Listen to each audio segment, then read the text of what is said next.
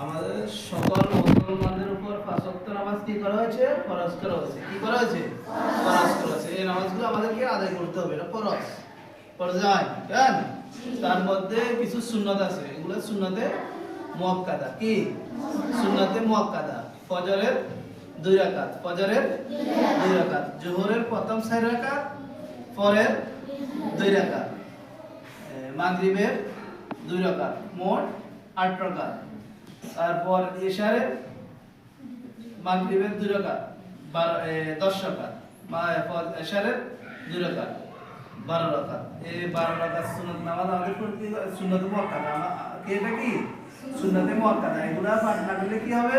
আদায় না করলে কি হবে? গুনাহ হবে। এগুলা আদায় না করলে কি হবে? গুনাহ হবে। এগুলা আমাদেরকে আদায় করতে হবে, কেন?